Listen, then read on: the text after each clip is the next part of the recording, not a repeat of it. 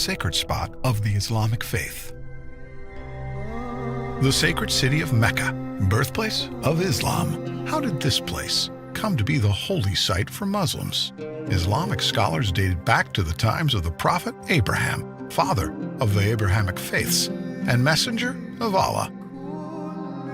The Kaaba is believed to be the house of Allah on earth, first built by angels, then rebuilt by Abraham, and then later rebuilt by Prophet Muhammad, peace be upon them.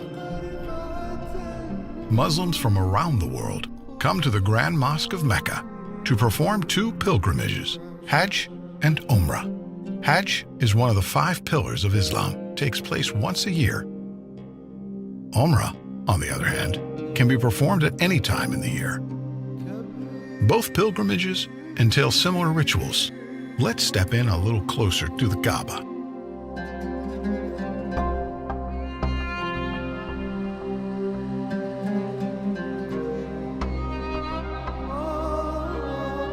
Tawaf, a ritual performed in both Hajj and Umrah. It's a ceremonial practice that's been done for centuries. Pilgrims walk around the Kaaba 7 times. Historians agree that this ritual started in the days of Prophet Abraham.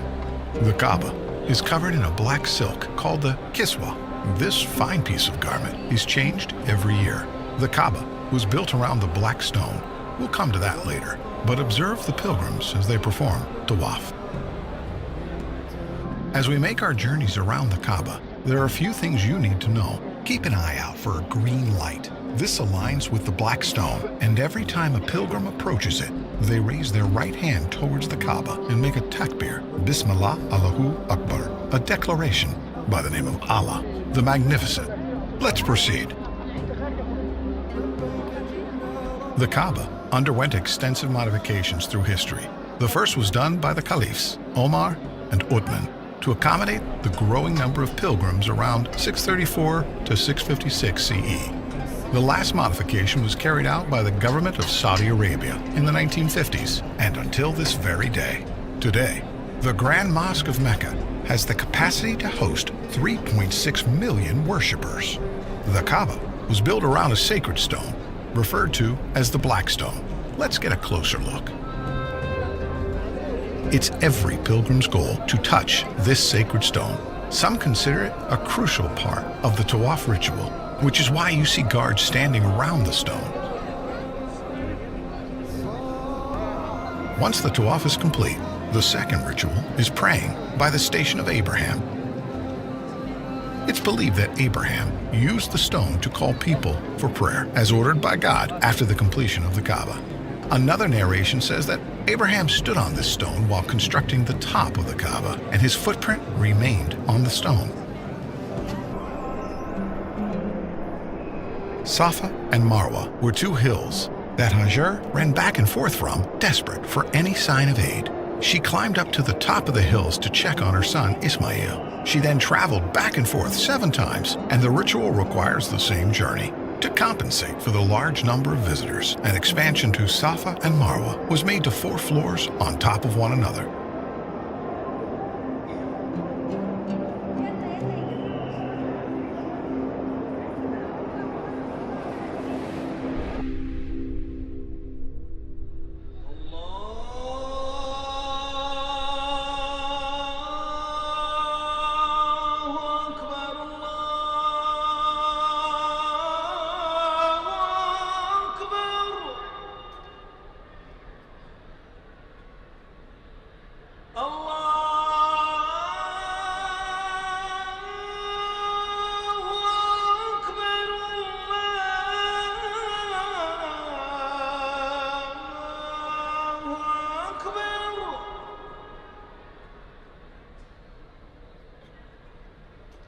أشهد أن لا إله إلا الله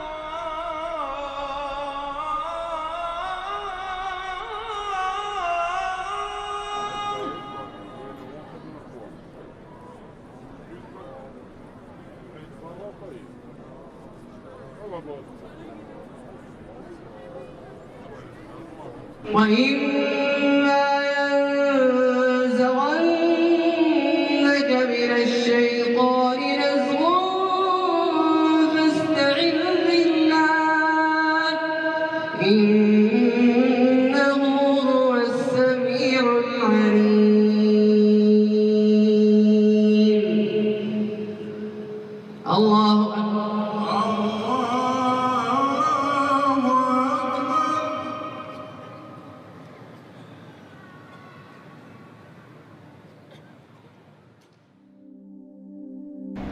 The kings of Saudi Arabia have contributed a generous amount of money in the maintenance of the sacred site to accommodate the large amount of visitors and provide the best worship experience to all. The pursuit of knowledge is encouraged by the Islamic faith, and it's made accessible to all here in the Grand Mosque.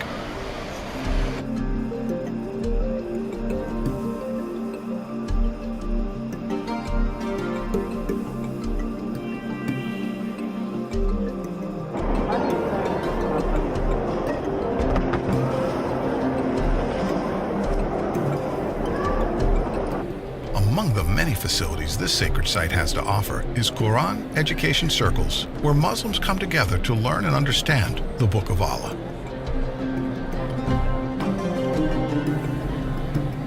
The Grand Mosque is equipped with state-of-the-art surveillance equipment to ensure the safety of all pilgrims and visitors of the House of Allah. Security is not the only thing done to keep this holy place peaceful.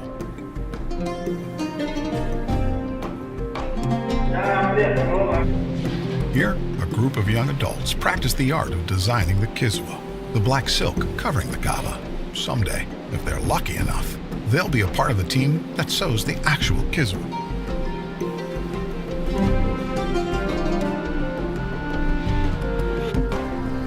It's been a long day here in Mecca. By now, you've experienced a glimpse of the Islamic tradition here in Mecca.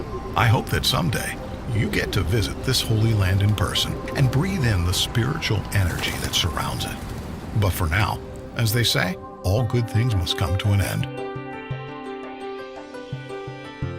But with Wahi, that's not the case. We look forward to taking you on more adventures to other fascinating sites around the world. Remember, this is Wahi, your virtual passport through space and time. I'll leave you with this Meccan sunset. See you next time.